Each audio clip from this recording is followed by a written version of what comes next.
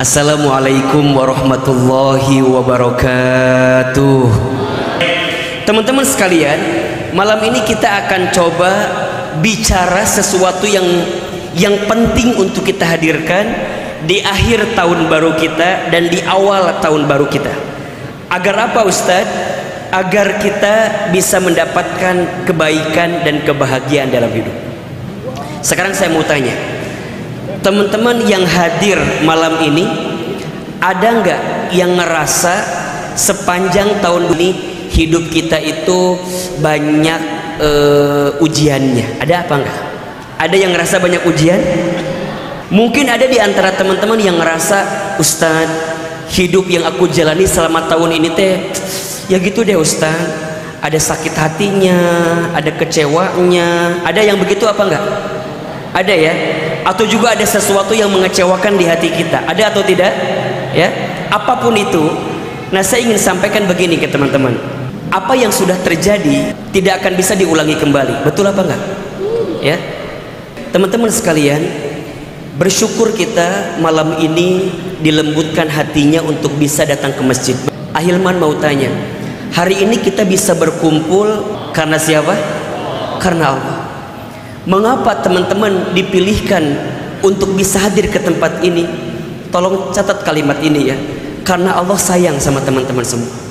Karena Allah rindu sama teman-teman semua.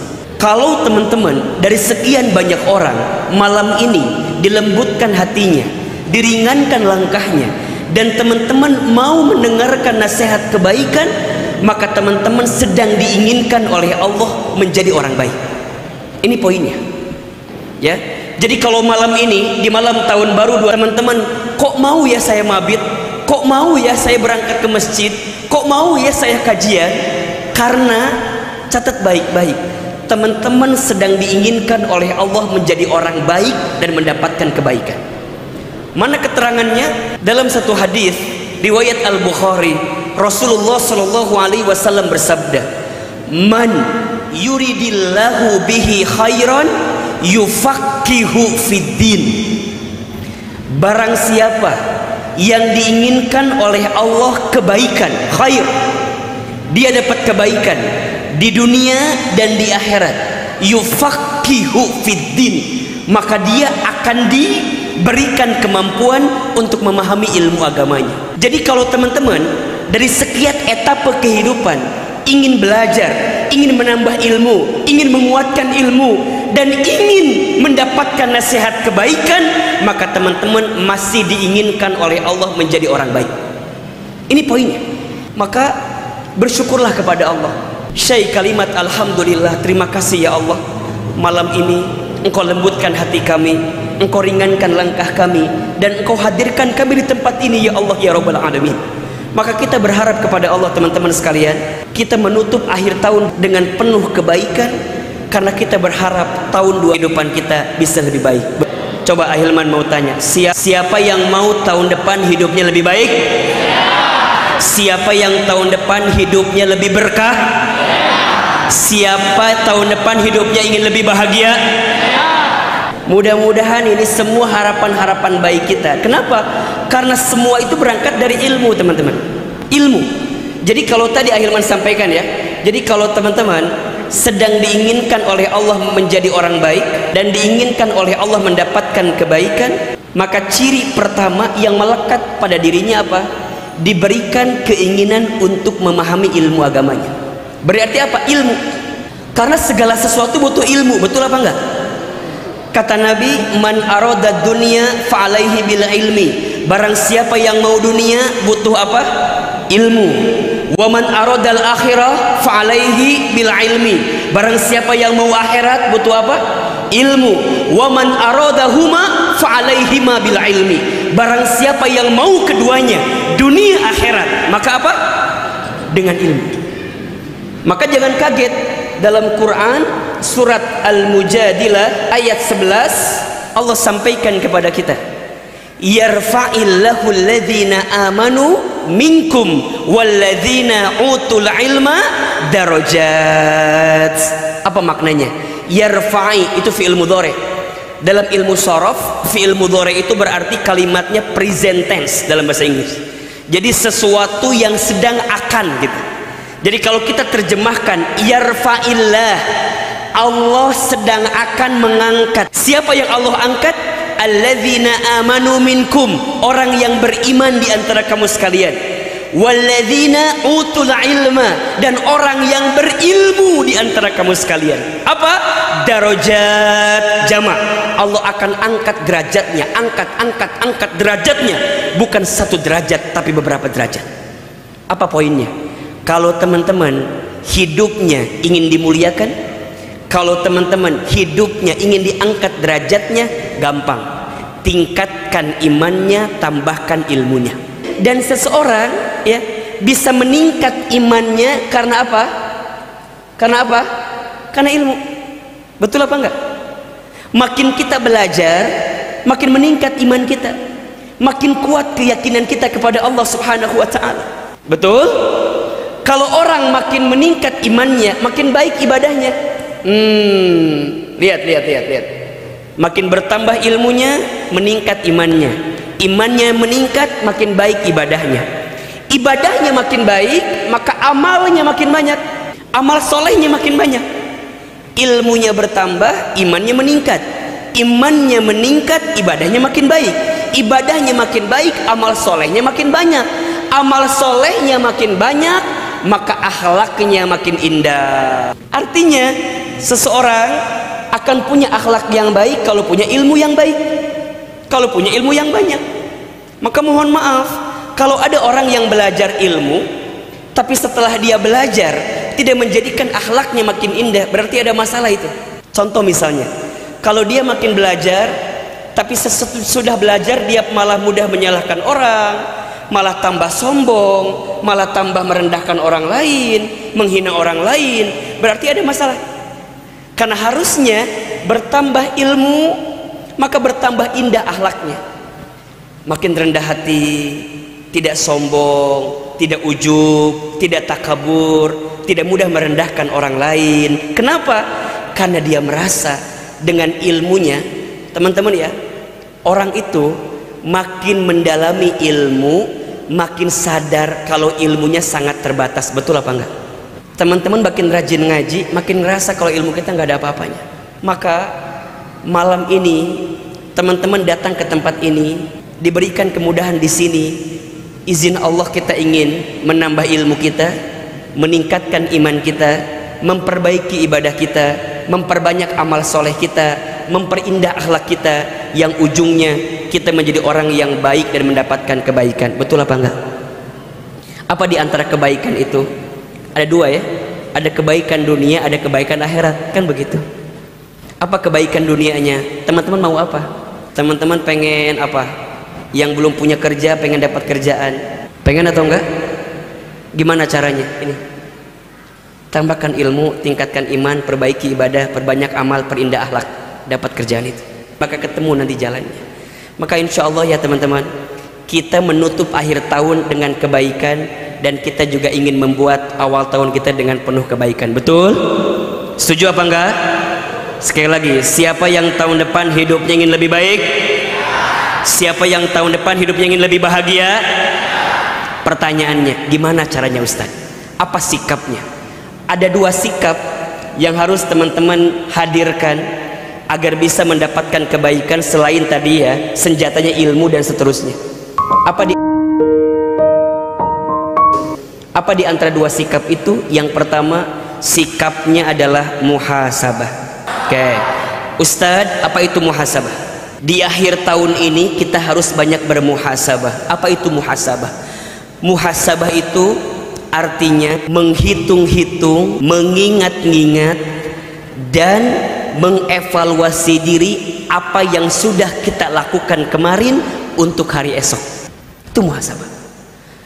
Perintah muhasabah ini disebutkan dalam Quran surat Al-Hasr ke-59 ayat 18. Jadi perintah muhasabah itu langsung diperintahkan oleh siapa? Oleh Allah kepada kita. Coba kita bedah sedikit demi sedikit. Ya. A'udzubillahi minasyaitonirrajim. Bismillahirrahmanirrahim. Ya ayyuhalladzina amanu taqullaha, wahai orang-orang yang beriman, bertakwalah kalian kepada Allah. Wal tanzur nafsum ma qaddamat lighad, dan perhatikanlah apa yang kamu lakukan kemarin, ma qaddamat lighad, untuk hari esok. Ada perintahnya atau tidak? Yang disapa siapa di situ? Orang beriman. Dan orang siapa lagi? Orang bertakwa. Jadi kalau teman-teman merasa beriman, kalau teman-teman merasa bertakwa, ketika ada panggilan ya ayyuhalladzina amanu taqullah, wahai orang beriman, bertakwalah kalian kepada Allah, maka di antara sikapnya apa? Wal tanzur nafsum ma qaddamat lighad, perhatikanlah apa yang kamu lakukan untuk hari esok. Pertanyaannya, Ustadz, hari esok itu maknanya apa? Boleh jadi ada dua maknanya. Makna pertama, hari esok yang kelihatan oleh kita. Berarti kalau sekarang 2021, berarti besok berapa? 2022, itu yang kelihatan. Tapi yang dimaksud ligot di sana adalah kehidupan pasca kehidupan dunia yang kita jalani. Artinya apa? Berarti kehidupan dunia ini bukan akhir kehidupan kita. Betul apa betul? Betul apa betul? Berarti setelah kehidupan dunia masih ada kehidupan atau tidak? Masih panjang atau tidak? Masih sangat panjang. Mungkin pernah teman-teman dengar ya, manusia itu dalam hidup akan bertemu setidaknya 12 etapa kehidupan. 12. Kalau kita gambarkan di sini misalnya, perhatikan ya. Yang pertama, manusia akan ketemu dengan alam ruh namanya. Yang kedua, alam ruh selesai, manusia akan ketemu dengan alam rahim. Yang ketiga, manusia ketemu dengan alam dunia. Ruh sudah kita lewati, rahim sudah kita lewati, dunia sedang kita jalani. Betul? Setelah dunia masih ada atau tidak? Masih. Setelah dunia manusia ketemu dengan ujung kehidupan dunia. Namanya apa? Kematian. Kita semua pasti mau tidak mau, suka tidak suka, pasti akan mati. Betul apa betul? Yakin akan mati? Yakin. Ini kan dari wajahnya hampir sama semua. Wajah-wajah camat semua. Apa itu camat? Calon mati. Cuman kita nggak tahu waktunya. Waktu mati itu nomornya nomor cabut, bukan nomor urut. Jadi bisa kapan saja yang meninggal di antara kita. Betul? Usia muda, jangan leha-leha. Ustadz, kan aku masih muda, masih lama, keles. Nggak tahu. Betul apa enggak? Makanya hati-hati. Semua ketemu dengan kematian. Dunia selesai, masuk etapa yang keempat, namanya alam kubur. Jadi ternyata setelah kehidupan dunia ada alam kubur yang akan kita temui. Ahilman, bagaimana kehidupan alam kubur kita? Bisa terlihat bagaimana kebiasaan kita di dunia. Apa yang menjadi kebiasaan kita di dunia, maka itu yang akan menjadi bagaimana potret kehidupan alam kubur kita. Kalau selama di dunia kita menjalankan kebaikan, maka insya Allah alam kubur kita penuh dengan kebaikan. Terang cahaya kuburnya, lapang kuburnya, wangi badannya. Karena apa? Karena kebaikan yang dia lakukan. Maka seseorang mati yang akan ikut berapa? 3 yang akan ikut kan? Ahluhu wa maluhu wa amaluhu. Yang akan ikut kepada orang yang mati 3, keluarganya, hartanya, amalnya. Yang 2 balik lagi, yang 1 ikut ke dalam. Yang 2 balik apa Ustadz? Yang balik keluarganya pasti balik. Betul? Harta balik. Ada orang yang punya mobil bagus, kira-kira dikubur sama mobilnya apa tidak? Enggak, mobilnya cuma nganterin sampai depan gerbang kuburannya aja. Ada suami punya istri yang cantik, ada nggak istrinya bilang sama orang, jangan dikubur dulu, aku mau ikut ke dalam? Ada nggak? Nggak ada. Pulang, harta pulang, keluarga pulang. Yang ikut apa? Amal. Maka sebaik apa amal kita di dunia, maka itu yang akan menggambarkan kebaikan kita nanti di alam kubur. Setelah alam kubur, manusia ketemu dengan hari kiamat. Hari dihancurkan seluruhnya, semua dihancurkan. Setelah ketemu hari kiamat, manusia ketemu dengan hari dibangkitkan, yaumul ba'ats namanya, dibangkitkan. Setelah dibangkitkan, manusia dikumpulkan, yaumul mahsyar namanya. Setelah dikumpulkan, manusia nanti berharap mendapatkan syafaatul uzma dari Rasulullah SAW. Ketemu dengan hari diberikannya syafaat. Setelah diberikan syafaat, manusia akan dihisab dengan apa yang mereka lakukan. Setelah dihisab kemudian akan ditimbang yaumul mizan. Setelah ditimbang kemudian akan dipertanggungjawabkan ketika itu, pertanggungjawaban. Manusia akan ada yang mendapatkan buku dari sebelah kanan, ada yang mendapatkan buku dari sebelah kiri. Akan dipertanggungjawabkan. Setelah itu mereka akan masuk ke sebuah telaga namanya. Di telaga itu kemudian mereka akan berjalan di sebuah sirat namanya jembatan. Setelah itu baru ditentukan surga kah atau neraka kah. Coba, masih panjang kehidupan kita ini. Maka ayat ini tadi diingatkan oleh Allah Subhanahu wa taala, dan perhatikan apa yang kamu sudah pernah lakukan untuk hari esok. Maka di akhir tahun ini kita banyak muhasabah. Apa yang sudah kita kerjakan dari kemarin itu. Ahilman, apa yang perlu kita muhasabahi? Yang pertama, tentu kita muhasabahi ya, bagaimana hubungan kita dengan Allah. Coba dicek, selama kita hidup, kira-kira dari apa yang Allah perintahkan sudah kita kerjakan atau belum? Kemudian dari apa yang Allah larang sudah kita tinggalkan atau belum? Tuh, Ustadz, yang diperintahkan apa saja? Ada yang sifatnya wajib, ada yang sifatnya sunnah. Yang wajib misalnya yang rukun Islam deh, coba diperhatikan.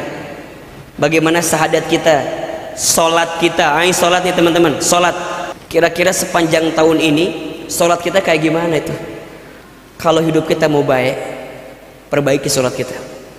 Karena setiap kebaikan itu akan dimulai sebagaimana kita bisa memperbaiki sholat kita. Makin baik sholatnya, makin baik kehidupannya. Catat ini ya, makin baik sholatnya, makin baik kehidupannya. Bahkan urusan rezeki ya, urusan rezeki, ternyata kualitas rezeki kita itu berbanding lurus dengan kualitas sholat kita. Keterangannya ada di surat Toha ayat 132. Kualitas sholat kita menentukan kualitas rezeki kita. Mana ayatnya Ustadz? Wa'mur ahlaka bis sholat, dan perintahkanlah keluargamu untuk sholat. Wastobir alaiha, dan bersabar-sabarlah dalam sholat itu. La nas'aluka rizqan, kalau sholatnya sudah benar, jangan pernah bertanya tentang rezeki. Nahnu narzukuka, kata Allah, kami yang akan menjamin rizkimu. Wal akibatu littaqwa, karena itu akibat ketakwaan engkau kepadaku, kata Allah. Jadi kalau teman-teman sekarang pengen dibenerin rizkinya, pengen dilancarin urusannya, jaga sholat. Karena sholat itu fondasi utama. Ingat, inna awwala ma yuhasabu bihil abdu yaumal qiyamah as-sholat. Sesungguhnya perkara pertama yang akan dihisab ketika hari kiamat adalah sholat. Jika sholatnya baik, baik seluruhnya. Jika sholatnya buruk, buruk seluruhnya. Makanya teman-teman akhwat, kalau antum cari calon suami, gak usah yang susah-susah. Minta aja sama Allah, ya Allah, hamba pengen punya suami yang soleh, pinter, kaya, ganteng. Udah itu aja, gak usah banyak-banyak. Antum juga sama ikhwan, kalau minta calon istri ya, yang belum nikah ya, gak usah yang minta macam-macam. Minta aja istri yang, minta yang soleh. Apa ciri kesolehan yang paling gampang? Orang yang jaga sholat. Akhwat, antum cari ya ikhwan yang pandai menjaga sholat. Sholat aja dijaga, apalagi kamu gitu. Serius. Kalau dia nggak bisa jaga sholat, sholat aja dia tinggalkan, apalagi kamu. Maka jaga yang senantiasa orang yang pandai menjaga sholat. Terus yang kedua, kalau antum cari ikhwan yang kalau ngaji tidak duduk nyender ke tembok. Ya.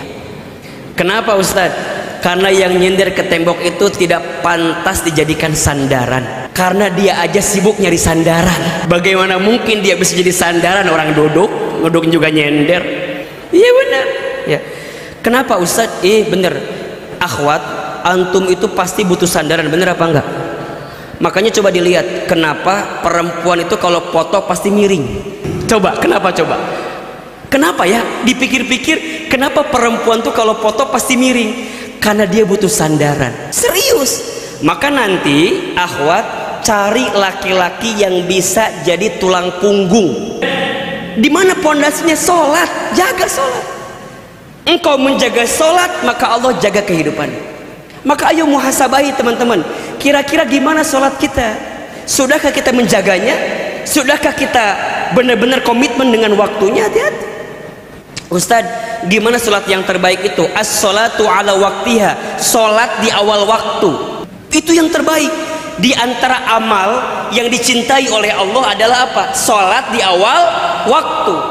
Beda ya, ada tepat waktu, ada awal waktu, itu beda.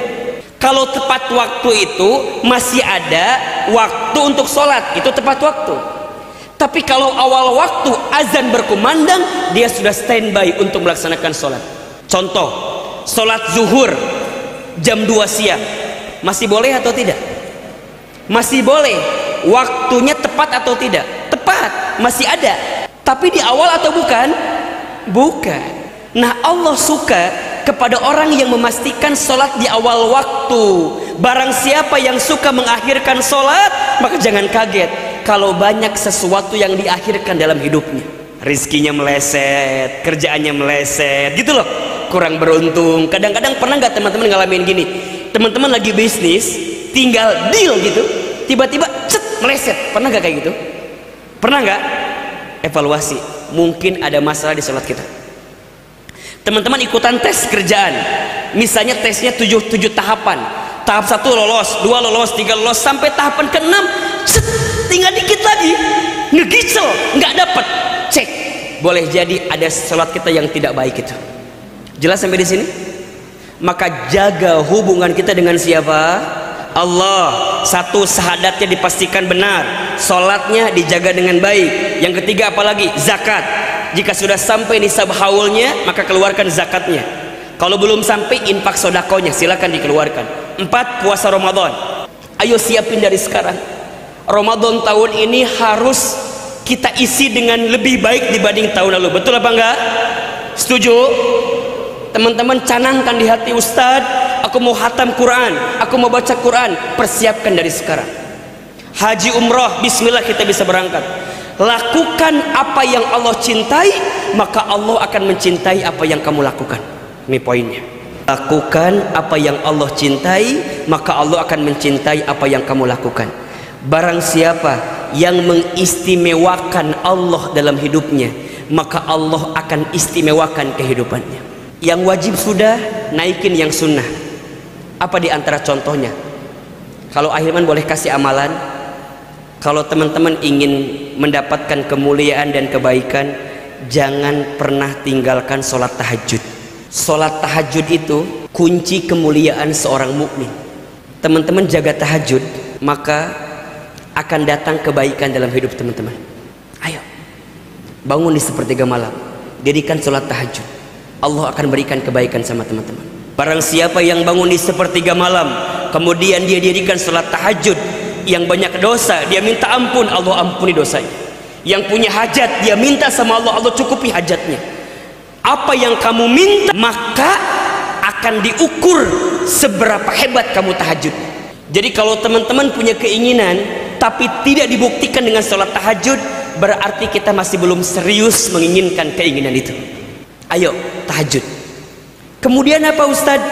Setelah tahajud nunggu ke subuh, perbanyak istighfar. Dan di waktu sahur perbanyak istighfar. Astagfirullah, astagfirullah, astagfirullah, astagfirullah. Setelah itu apa? Siap-siap sholat subuh. Jangan tinggalkan sholat 2 rakaat sunnah sebelum subuh. Ya, sholat 2 rakaat sunnah fajar. Seperti mendapatkan apa? Dunia beserta isinya.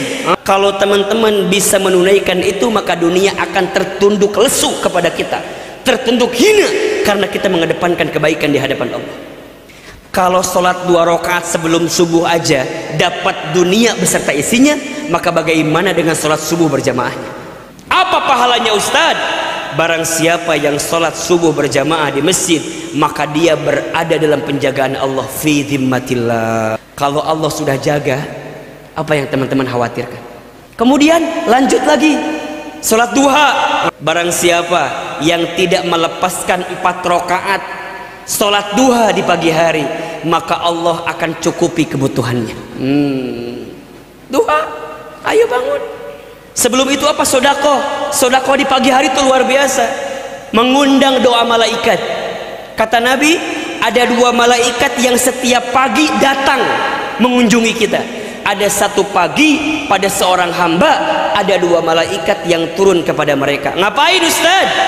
2 malaikat itu berdoa. Malaikat yang pertama berdoa kepada Allah, ya Allah, berikanlah kepada orang yang berinfak khalafa, ganti yang lebih baik.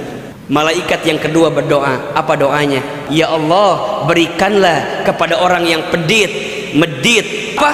Talafa, binasakan dia dengan sifat pelit yang ada dalam dirinya. Allahu Akbar. Maka ayo sedekah. Kemudian apalagi salat duha, jaga itu. Jaga hubunganmu dengan Allah, maka Allah akan jaga dirimu. Maksudnya apa Ustaz? Jaga perintah Allah, tinggalkan larangan Allah. Ayo teman-teman yang masih sering berbuat dosa, kita tahu dosa kita apa, tinggalkan. Apa diantaranya? Cek aja dari semuanya.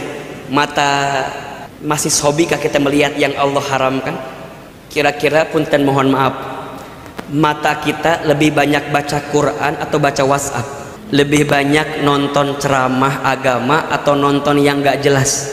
Apalagi nonton yang joget-joget gak jelas. Belajar untuk apa? Untuk menata mata kita. Lisan, sering berbohong, ingkar janji, fitnah, gibah. Hati-hati ikhwan, kamu yang suka PHP hati-hati ya. Kamu yang suka nyapa di DM assalamualaikum ukhti, hati-hati ya. Hati-hati, jangan ada orang yang tersakiti karena perbuatan kita.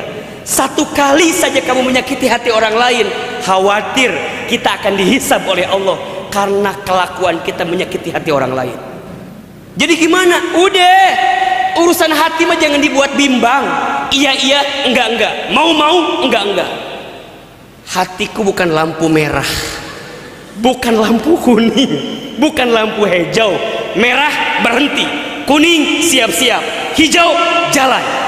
Tolong tunjukkan lampumu apa. Mau merah, ya udah berhenti. Mau hijau, kasih kesempatan. Bener, capek urusan hati ini. Betul apa enggak? Hati-hati. Lisan sering berbohong, lisan sering membuat orang lain PHP karena perbuatan kita. Hati-hati. Gibah, tanpa sadar berapa banyak orang yang kita omongin kejelekannya. Julid, tahu julid? Apa itu? Jujur walaupun sakit, nyelakit. Hati-hati, jangan sibuk dengan aib orang lain, padahal aib kita juga banyak. Betul apa enggak? Kita ini dirahmati, dimuliakan karena apa coba? Karena Allah menutup aib-aib kita saja. Betul? Kalau aib kita dibuka, apa yang mau kita banggakan? Enggak ada teman-teman. Jadi gimana Ustaz? Belajar menata hati. Lisan kita jangan nyakitin orang. Ayolah, muhasabahi deh. Lisan kita nih banyak salahnya kayaknya. Betul apa enggak?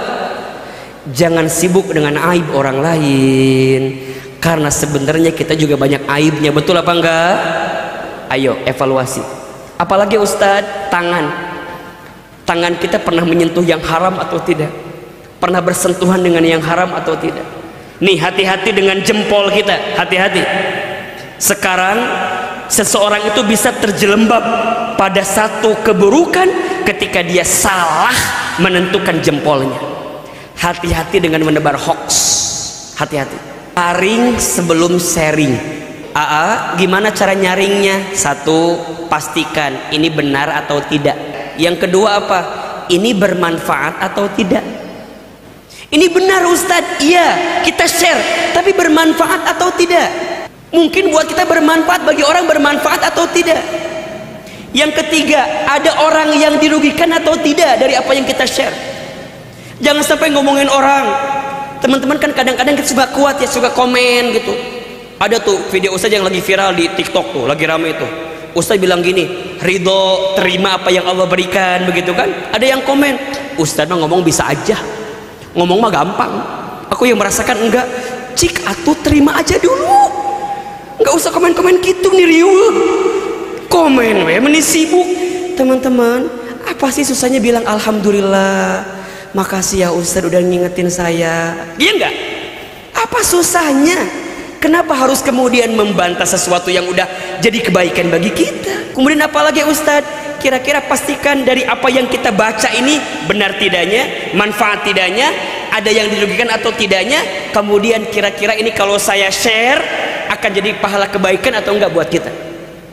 Makanya teman-teman, malam ini nih kita ikut mabit nih, kalau ada yang baik ambil story-nya, kemudian share di Instagram kita. Jangan takut, kita nggak pernah tahu, boleh jadi ada orang yang baca story kita, tersentuh hatinya, mendapatkan hidayah, mereka jadi baik gara-gara postingan kita. Betul apa enggak?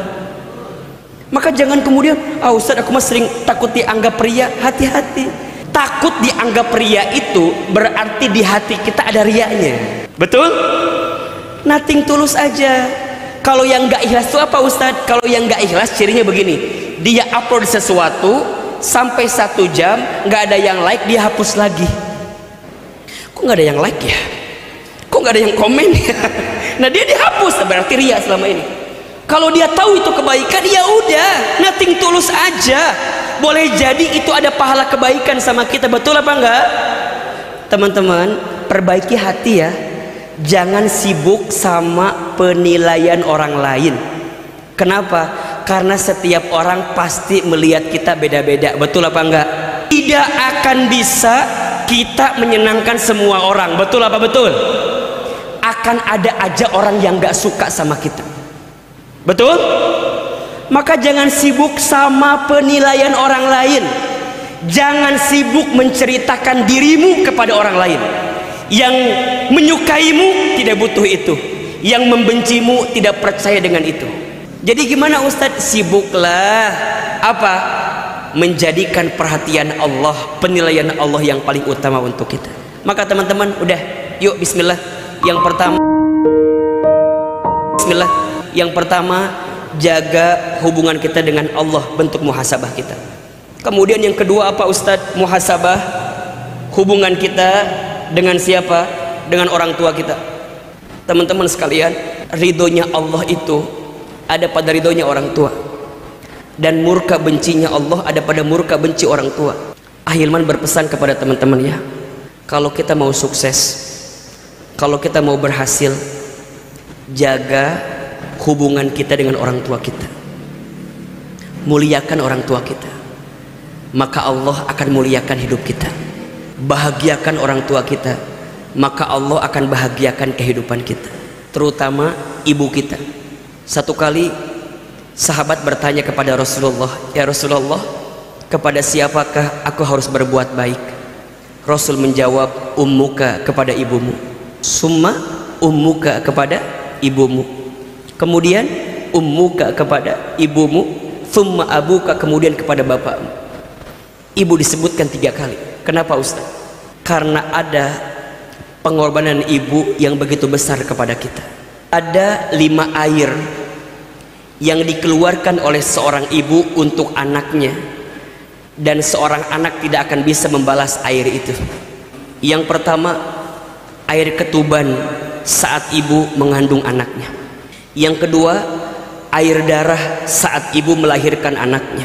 Yang ketiga, air susu saat ibu menyusui anaknya. Yang keempat, air keringat saat ibu merawat membesarkan anaknya. Yang kelima, air mata saat ibu menangis mendoakan anaknya. Teman-teman, kalau sekarang teman-teman nanya sama Ahilman, Ahilman bisa sukses misalnya ya, bisa sekolah sampai sekarang sedang S3, bisa tampil di televisi, bisa jadi seorang dai. Bukan hebat saya, tapi karena doa ibu saya yang hebat. Ahilman tuh waktu kecil nakalnya luar biasa, nakal banget. Tapi ibu saya tidak pernah berkata-kata buruk tentang saya. Kata ibu saya, nanti mama doain ya, Iman jadi ustadz, katanya. Ustadz. Saya bilang, gimana caranya saya membangor gini, nakal gini? Kata ibu saya, aminkan saja. Teman-teman sekalian, izin Allah, apa yang pernah ibu saya ucapkan saat ini kejadian semua. Bukan hebatnya saya, tapi hebatnya ibu saya, hebatnya doa orang tua saya. Maka di akhir tahun ini saya mengajak teman-teman muhasabah hubungan kita sama orang tua kita. pulang dari sini nanti tahun depan nggak boleh kita nyakitin hati orang tua lagi, nggak boleh kita membantah orang tua lagi, nggak boleh kita mengangkat suara lebih tinggi dibanding orang tua itu. Hati-hati ya, kalau belum bisa membahagiakannya maka jangan pernah menyakitinya, karena satu kali saja kita menyakiti hati orang tua maka akan ada kekecewaan yang datang dalam kehidupan kita. Kalau sudah tidak ada, teman-teman akan kehilangan sedalam-dalamnya perasaan itu. Maka pesan saya, ayo banyak muhasabah, perbaiki diri. Masa hidup kita mau kayak gini-gini aja? Kita mau berubah betul apa enggak? Mau berubah atau tidak? Belajar berubah. Yang pertama, jaga hubungan kita dengan Allah, dan yang kedua, jaga hubungan kita dengan orang tua kita. Itu kunci kebaikan kita.